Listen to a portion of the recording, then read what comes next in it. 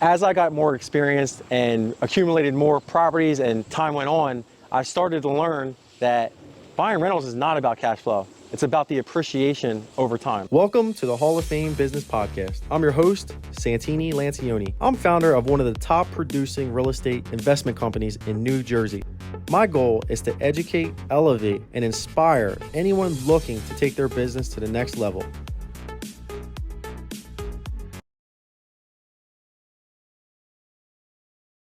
All right, so when we first get into real estate, or like when we buy our first properties, we generally associate rental properties with cash flow. As I got more experienced and accumulated more properties and time went on, I started to learn that buying rentals is not about cash flow. It's about the appreciation over time.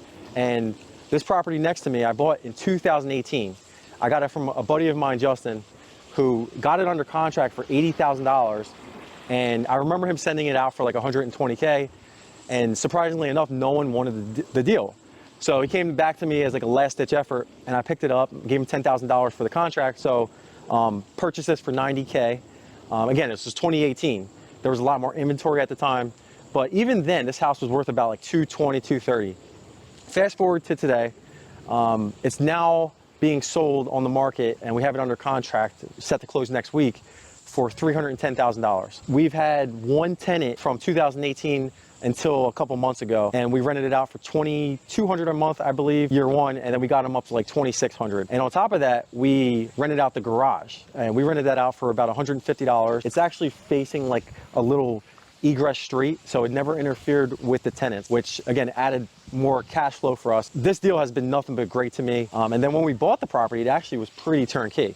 And I'll walk you through there. We spent like 15 grand at the time to renovate this. We hired this kid, Dan Valor. He did the kitchen, bathroom, and then we subbed out the paint and the flooring. But like I said, it was around $15,000 at the time, which today might cost us $30,000. So again, we're not into this for a lot of money. So let's go walk through this real quick. I'm gonna show you the garage first. A lady, Wendy, who has a pawn shop, I think down in Mantua.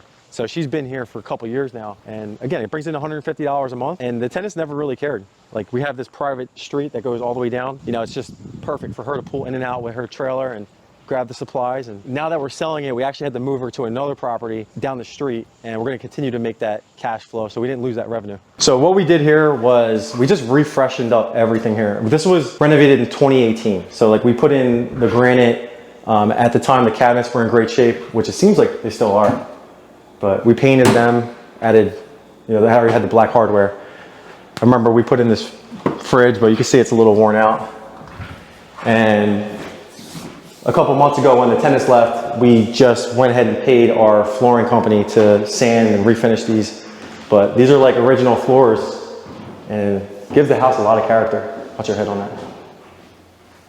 It's spacious. I love this. This is my favorite room. So when I was in high school, I lived with a family, and they had one of these rooms, and I would always do like homework in it and watch TV. I remember like the natural light just always lighting up the mood for me. But it's cool. You have like this custom trim up there. A lot of character here. But we didn't want to get into like renovating the entire house again, because we could have taken down these walls, made the open concept, but with the way the market is, like, you can just make it, you know, reasonably nice for the new homeowners, and this is kind of, you know, the product will give after, you know, a couple years of renting it out. Yeah, having these hardwood floors throughout is clutch. So you got 1, 2, 3 bedrooms up here, and then this bathroom here, we redid the floors and just kind of, you know, left it as is, but we cleaned it up and tightened it. So the basement's pretty tight. I think we painted the walls and just cleaned it up. Has a brand new oil tank. The boiler's in really good shape. Hot water heater's passed. Has a pretty big 220 amp service for the electrical. And then we have the original cast iron from, I guess, when the plumbing was done. But you know, nothing concerning down here. It looks like it's a pretty clean basement, and usually you get multiple offers when the basement's really clean, and I don't think a lot of people focus enough attention on just making sure that, you know, this is where the inspectors kind of know right away if there's going to be any issues.